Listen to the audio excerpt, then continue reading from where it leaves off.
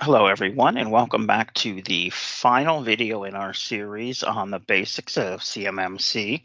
Today, we're going to discuss ways to manage or reduce your costs.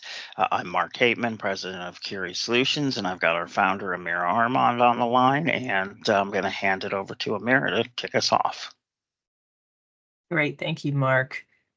So the previous videos talked about, does this even apply to you? When is it coming?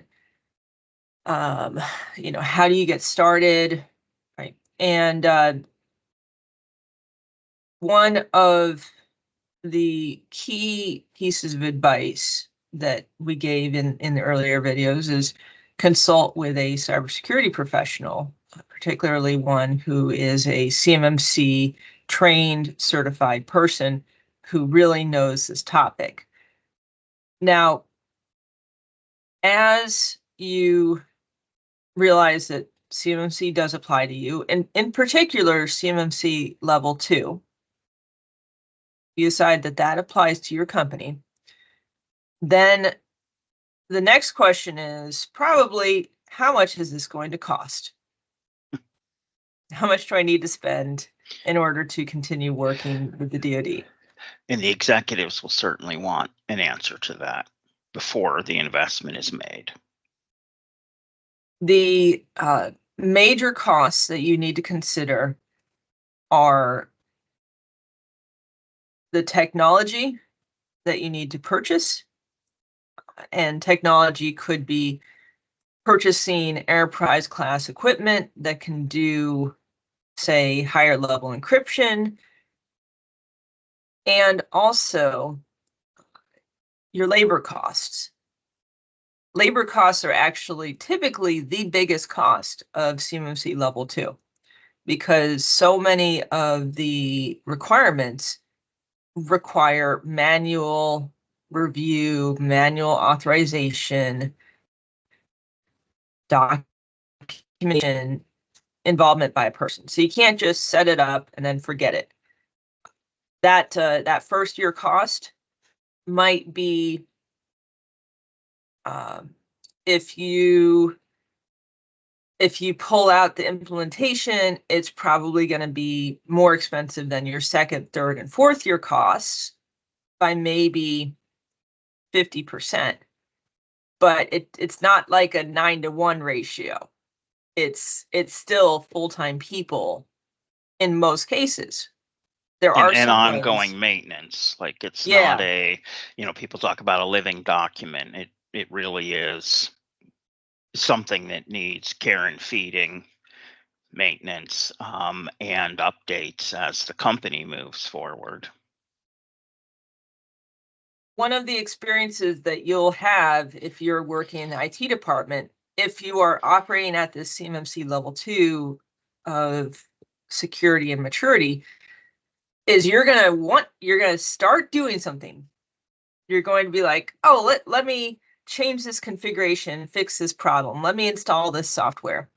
And you're going to have to stop, backtrack, go fill out documentation, forms and requests and databases, update whether the software is authorized in your environment, maybe double check to see what sort of patches it might need, do a risk assessment, and then go forward again.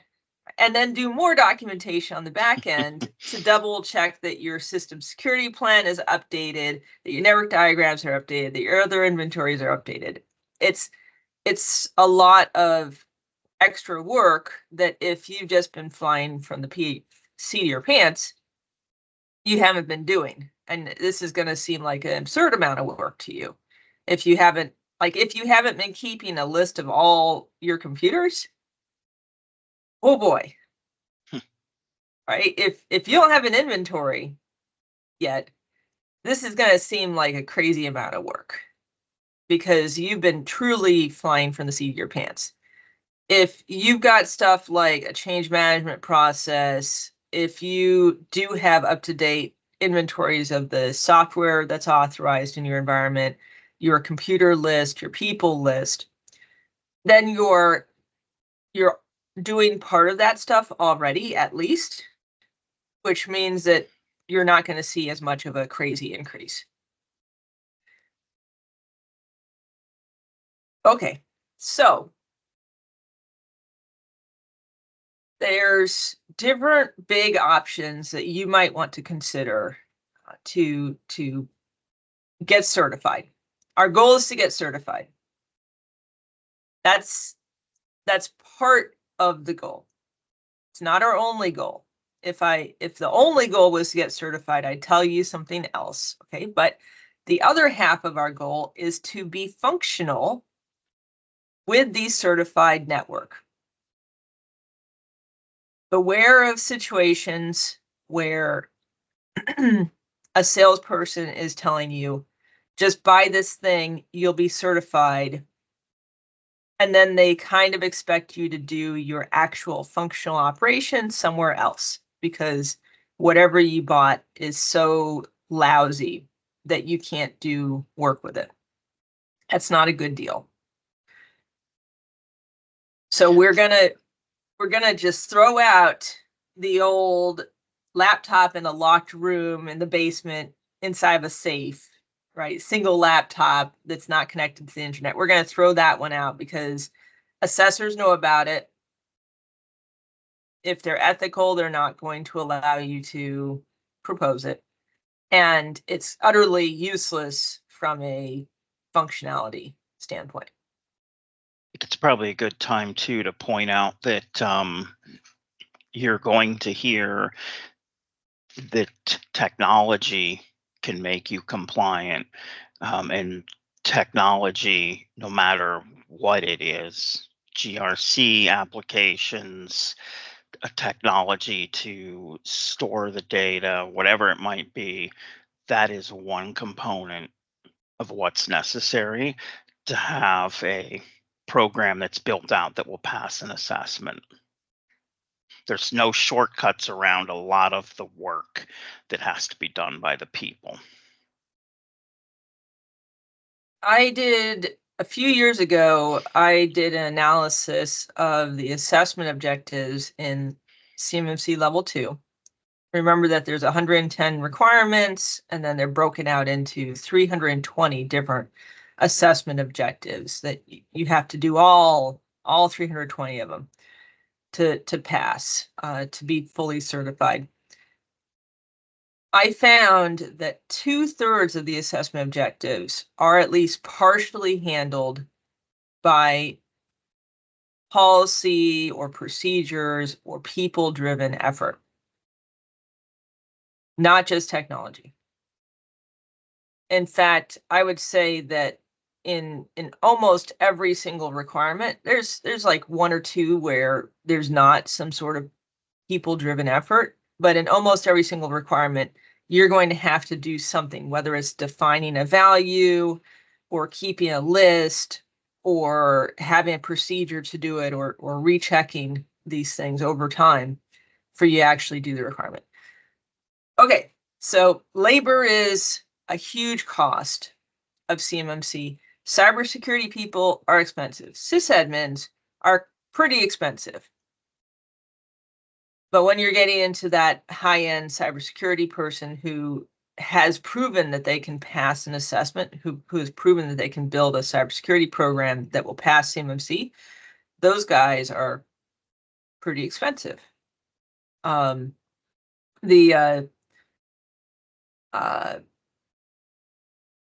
More than 100,000 a year. Okay. First, when you're trying to figure out what you need, the analysis needs to be on what CUI handling do you need to perform? So now I'm going to start looking at my little network diagrams here. I've got a couple options. Okay. So you're a shop that has CUI.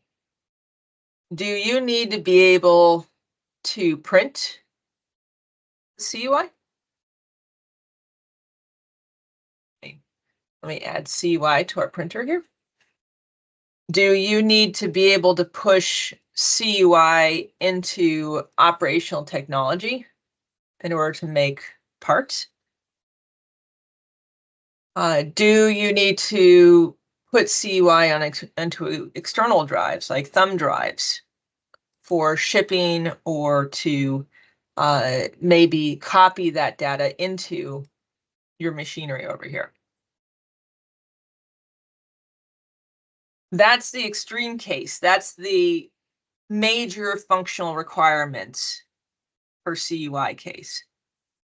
This one's the hardest one, of course. There's a lot of moving parts. You've got CUI going everywhere, and you need to do weird stuff with CUI. Now, the other option, and I'm going to actually modify this thing. So is you're kind of a simple network, and you mostly need to do computer-based tasks. Sorry.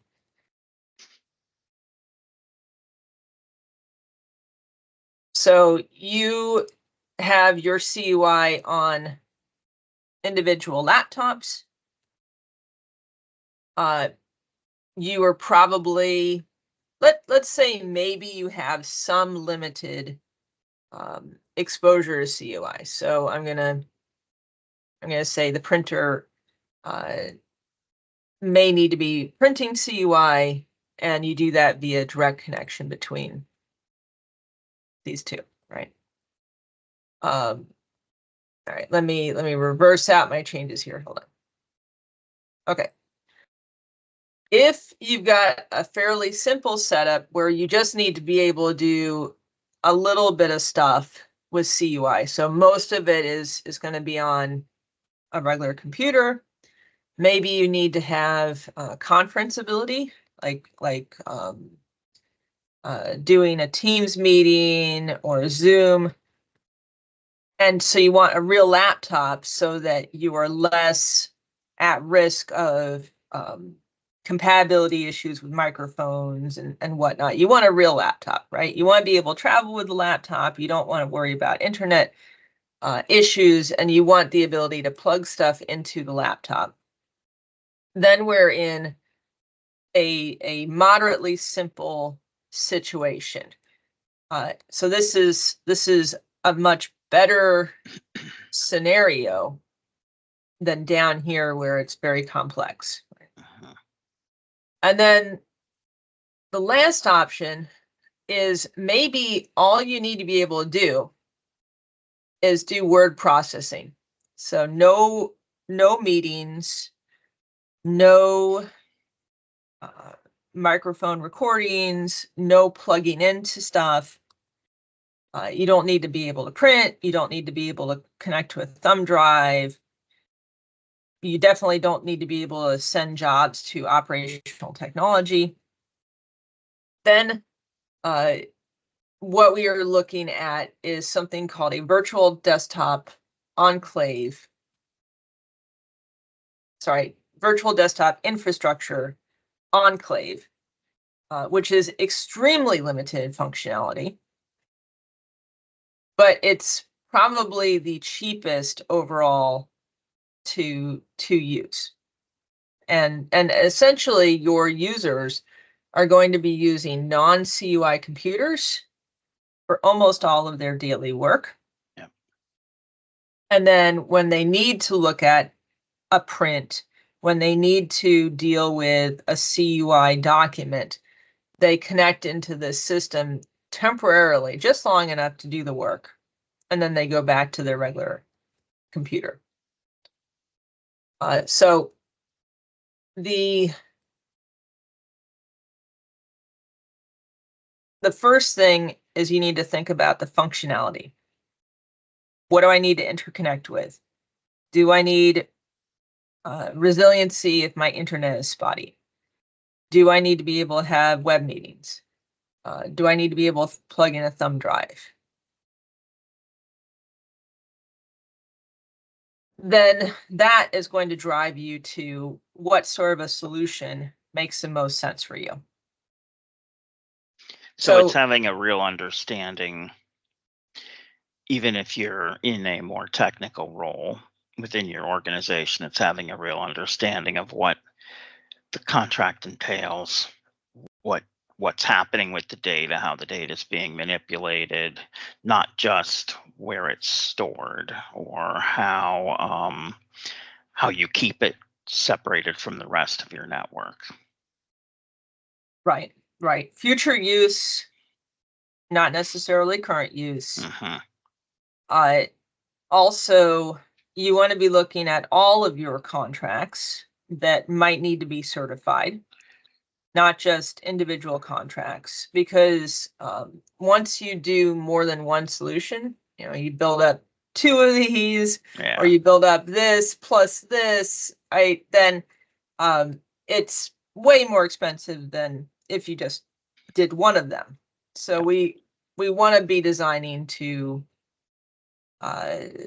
future needs. One of the biggest considerations that you need to make at this point is whether your data is export controlled, whether it will become export controlled in the future, right? Are you going to be pursuing the weapons contracts?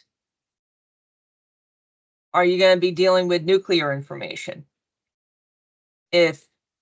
Even if you don't have that today, if you think in the next year or two, you're going to want to have export controlled data in your network, then you typically are going to need to either get a on-premises system that can handle it in the United States. We're assuming you're in the US here.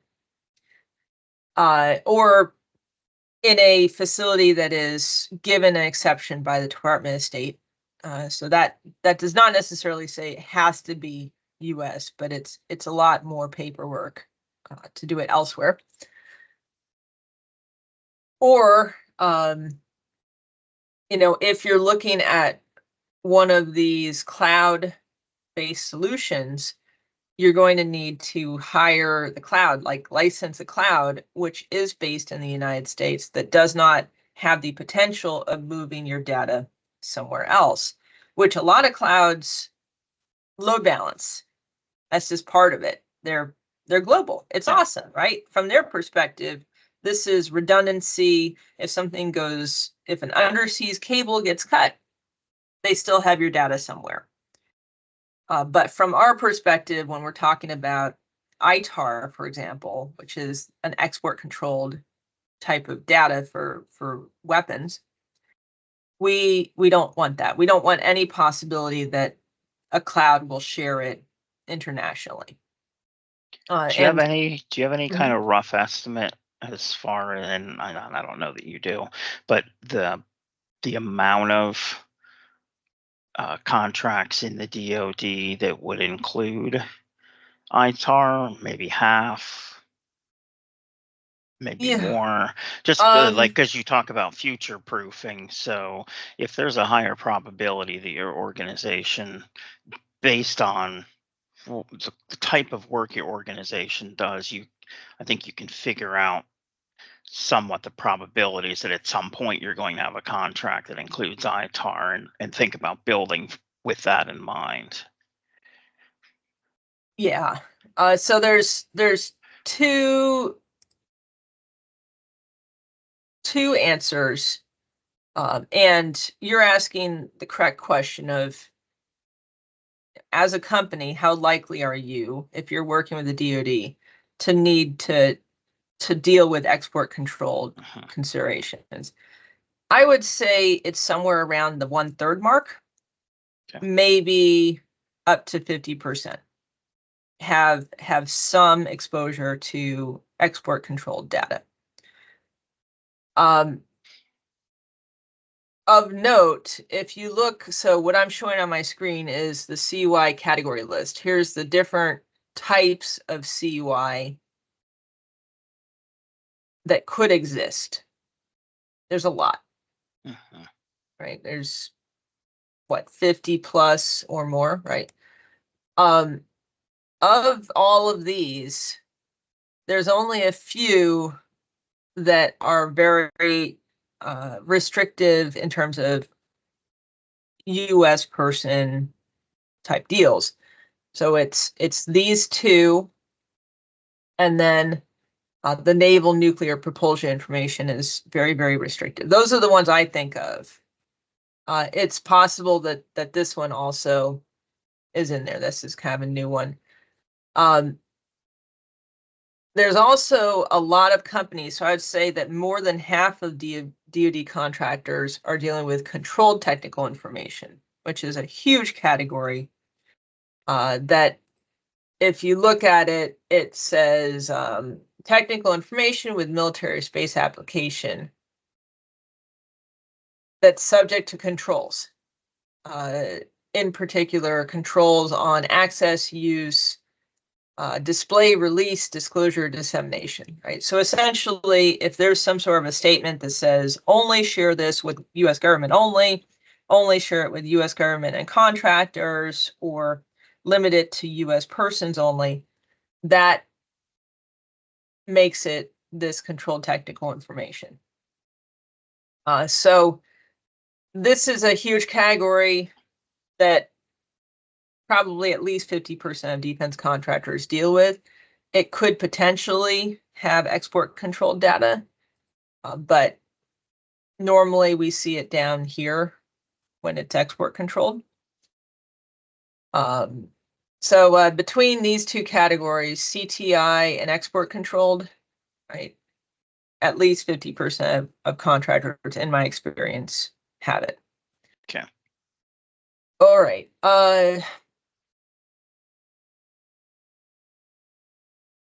Okay, so we talked about understanding the sovereign requirements for our data. We talked about what functionality we need, right? So the big choices are, a full function, huge network, and your entire company is connected together so that you can do work interactively with CUI. Another option is you've got a more limited exposure to CUI. So this company here with a laptop and a printer and a cloud, they could have another network that they use for their regular commercial stuff that does not have CUI in it. But they are limiting their CUI to a smaller physical footprint. And that's another choice. Which of course is so much easier to manage. Yeah. Like you're limiting the scope, which we talk about scope in some other videos, but you're limiting that scope to what's really necessary and who's necessary. It greatly reduces the sysadmin's work because they need to be super on top of your CMMC Level 2 environment. They need to be documenting everything. They need to be patching, doing vulnerability scans, risk assessments, right? All this stuff, they need to be on top of it, doing as scheduled.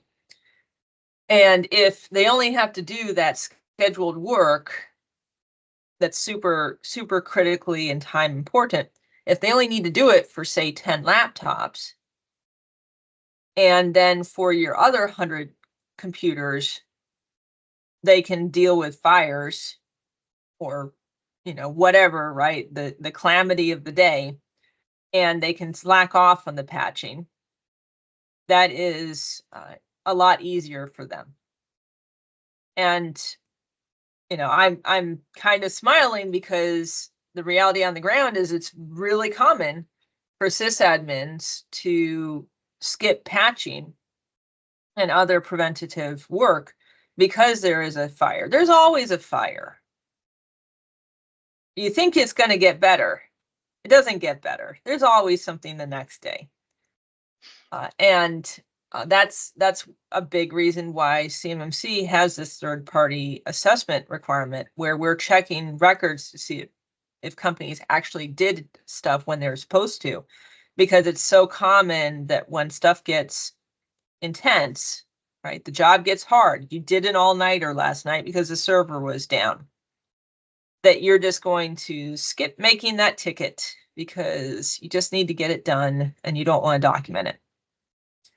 So reducing this, right, even making a separate enclave for your CUI that's much simpler, even if it's physical, is a acceptable option. And then when we come down here, essentially this is known as a VDI enclave, where all of this is inside of a cloud data center, right? As far as you're concerned, it's just on the internet somewhere. It's virtual, right? No, it does exist somewhere. It's in a building. It might be in many buildings. But from your perspective, you've got a computer over here, and you go to the internet and you establish a session, and you can do limited tasks such as web browsing, such as document editing. And you can't do stuff that connects physical environments to your computer. So you can't print, you can't move CUI to a thumb drive, none of that stuff. Very limited, but very, very contained. Okay, so let's talk about the most do-it-yourself option to the least do-it-yourself option. So all of these networks, if you got IT people, you can do them. Just expect that on average, to do any of these, your IT people are going to be putting in a lot more effort because all of that extra documentation and record keeping. For you to go from a typical manufacturing company with all of this complexity, 100 users or whatever, completely on-prem, maybe across multiple locations, you should expect to double the size of your IT department. Sorry, I should have been pointing at my sysadmin. Okay, so typically what we see is a company with about 100 users will go from one IT person to 3. If they go from not secure, like at all, right? Everybody's buying laptops from Best Buy to CMMC level 2. And with a complex environment like this, you might need even more people, right? Huge labor costs. Think $300,000 a year more than you were doing before in labor alone. That's a lot. It's a lot. This does have the most flexibility, though. It does have the most collaboration capabilities, right? You can get your stuff done. You can get your job done. You got lots of options. The assessment's going to cost more because of all this complexity.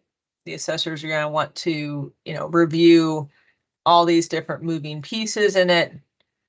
And that's okay, right? Just understand your assessment might be 50% more. Now, one cool thing about this situation is you can completely avoid sovereignty issues, right? Whether your data center is in the US or not. You can also completely avoid the concern about FedRAMP, which is one of the requirements. I don't think I talked about it very much in previous videos, but You haven't, no. Yeah, if you use a cloud, right? So here's our cloud. If you put CUI in the cloud, or in this cloud over here, the cloud needs a special government certification called FedRAMP Moderate Authorized. Are you still there, Mark? You glitched. Okay. You glitched pretty hard, right as you were about to say FedRAMP. Okay. Let me start that over again. So we should proactively just find those pieces and kill them, right? So whatever minute it is. That's what I'm looking at and writing down. Yeah. Okay.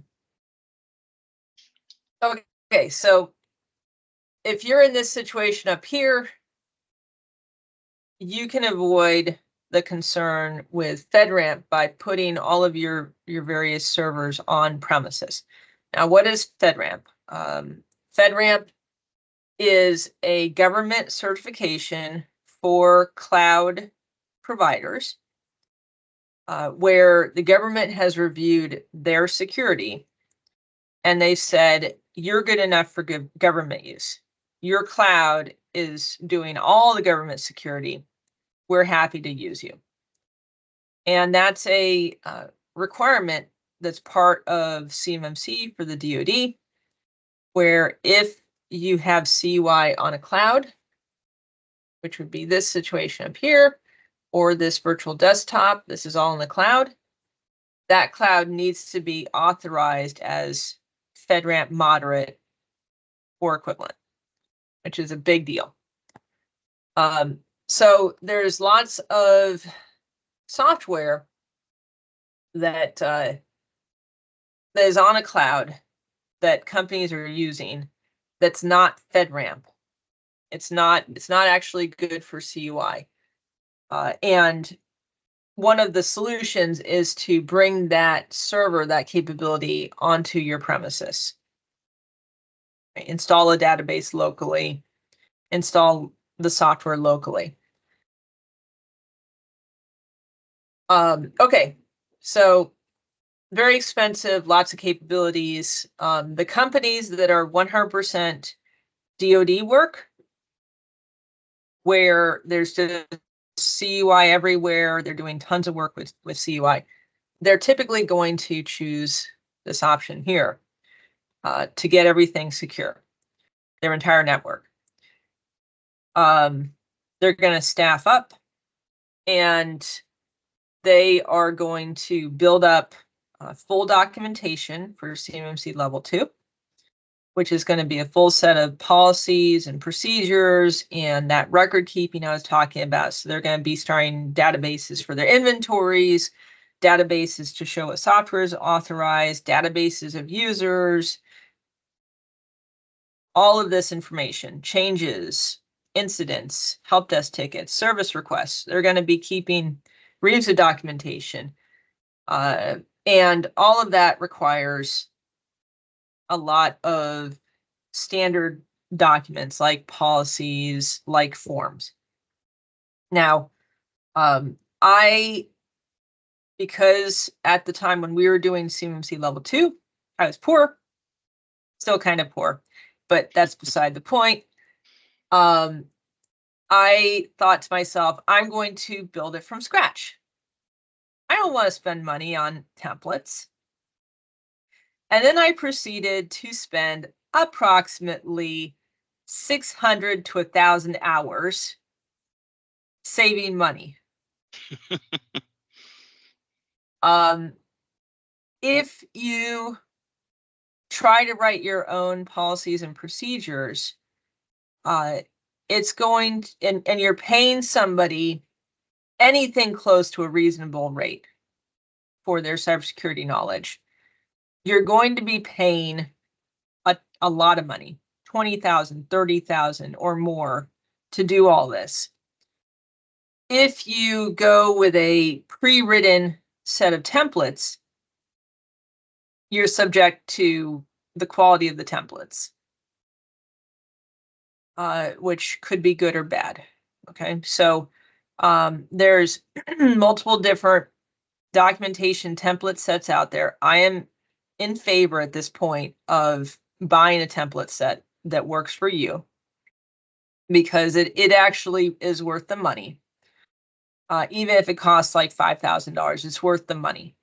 But as you are reviewing the documentation templates, consider how complex they're written. Are they written for a enterprise Fortune 500 company with tons of complexity, or are they written for a company that's your size?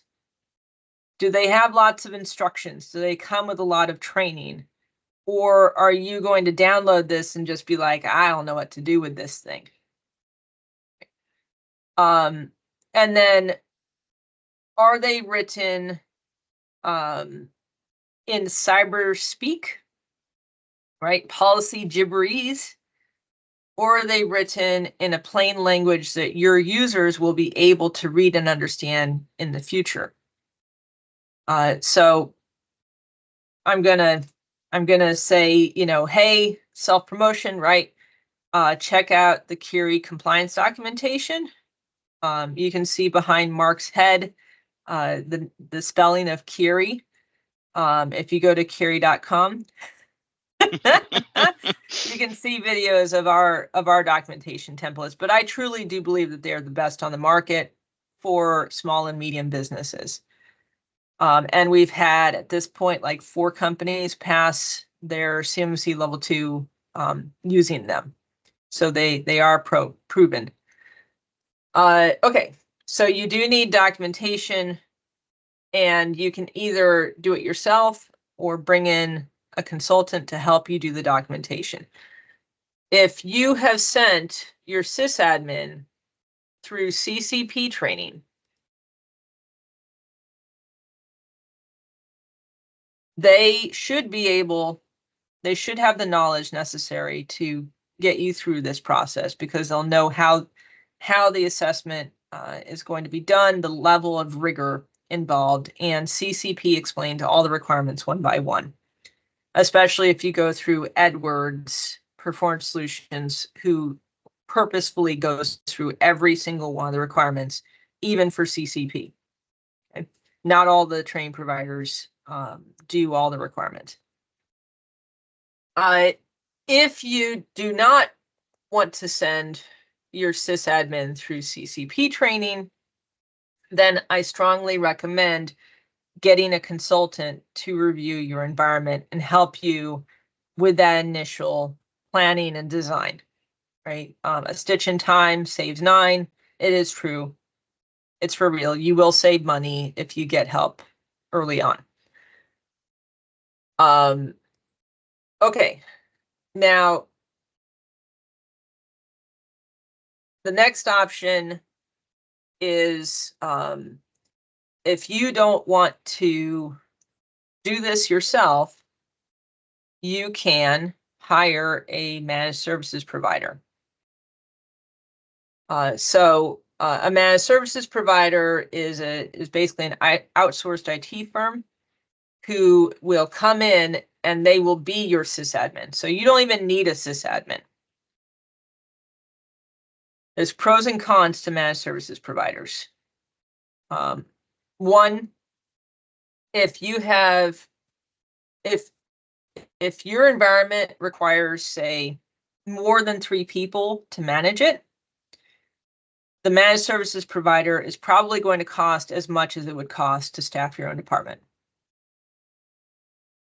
If your environment only needs 1 person or a fraction of a person to manage it, you can see some pretty major cost benefits from a managed services provider versus hiring a full-time person and then only using them part of the time. A managed services provider may or may not have the knowledge necessary to actually get you to the CMMC finish line. So we have consulted with lots of MSPs who want to break into CMMC. They want to do CMMC for their clients, and we'll start going through their responsibilities one by one. And invariably they will have a true moment of, oh my goodness, what have I gotten myself into? This is so much more than I've been doing for my clients. And they realize they're either going to need to staff up, start doing stuff, on schedule. They can't just do it on demand, and really invest, and it's going to cost more for them and their clients. They're going to have to start charging a lot more. Or they go, I don't want to do this. This is not for me, right? Those are the ethical ones that have that decision. We've got a third category of MSPs that don't spend the time to learn what they have to do, and they tell their clients, you're good. Keep giving me money, and they know that the contract does not guarantee the client will have a CMMC level 2 environment, and they're just going to wait until the client fails or something, right? Which is horrible. But there are MSPs out there that do that. So watch out, right? Mark was bringing up, the MSPs. How do you know if you can count on an MSP? The way I like to do it is by looking at which managed services provider has successfully passed one or more of their clients on CMMC level 2. And of course, right now, December 2024, there are no CMMC level 2 certifications yet, but there are mock assessments available from C3PAOs. So that's what I consider, or DIBCAC, which is the DoD assessment group. They can also do an assessment. Did you have a thought, Mark? I do. I think in the process of interviewing for an MSP, if you decide to go that route, really, really probe into how CMMC, like how the program expects you to manage your policy, procedure, data, all of those aspects, and ask questions and see what kind of answers you get. Because an MSP that is really serious about CMMC and helping an organization be compliant within the framework will really have an understanding of the controls and what that means as far as their responsibility and your responsibility, because it will be a group effort. And again, we talked about earlier, you're going to have technology companies that say, we make you compliant. And you're going to have compliant documentation companies that say, we make you compliant. And it just doesn't work that way. And the same applies from a managed service perspective. It is teamwork. It will require teamwork. You will both have responsibilities. They'll need to be clearly defined. And most importantly, you need to be working with an MSP that actually understands those requirements, because an assessor won't, you can't pass the buck when it comes time for your assessment. You are stuck failing if you haven't made it your business to know that they're capable and executing on what is expected within the CMMC framework. And to date, and the program's new, but to date, there are only a few that have really put forth that effort to be ready when the market goes live. There are going to be a ton that come along now and say, "Oh no, we're ready. We've been preparing," and I can assure you that they haven't been. Yeah.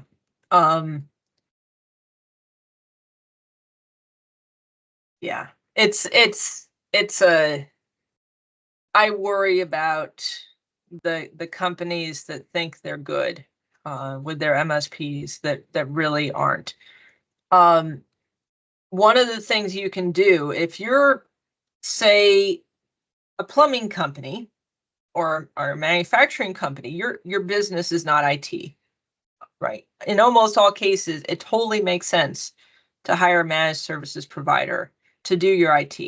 They know how to hire other IT people, for example. You don't.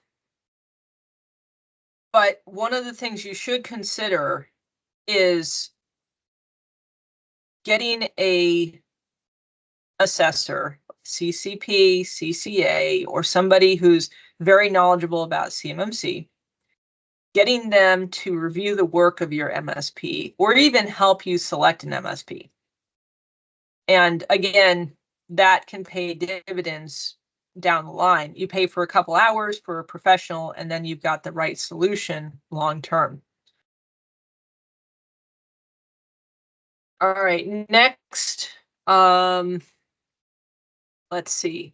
Now you could get a reference architecture. So what that is it's basically an instruction booklet for do-it-yourself CMMC Level 2. The reference architectures that are out there are either for this scenario, a simple scenario with a laptop and a cloud provider, or they're for this virtual desktop scenario where everything is in the cloud. A reference architecture is still going to cost you labor to maintain it. So in general, your maintenance costs are not greatly reduced, but your build costs are going to be dramatically reduced. So maybe 25% of what it would have cost otherwise trying to design and engineer it. No, you just follow the procedures and the checklists and you're done, right? Save you tons of time. And then also the reference architectures typically will have the procedures to follow to run your environment already written out for you. So you just open the book and see what you got to do and then do it. Yeah. Right. So I can think of two major reference architectures out there. Curie does sell one. So Curie.com, look for our reference architecture. And the one that we offer is this model up here with laptops and a cloud. There's also one for Google, which is this scenario down here. And it's got the Google functionality. So think of Google Chromebooks and Google Workspace, which can be very limited for a lot of companies. But it might be appropriate for your company.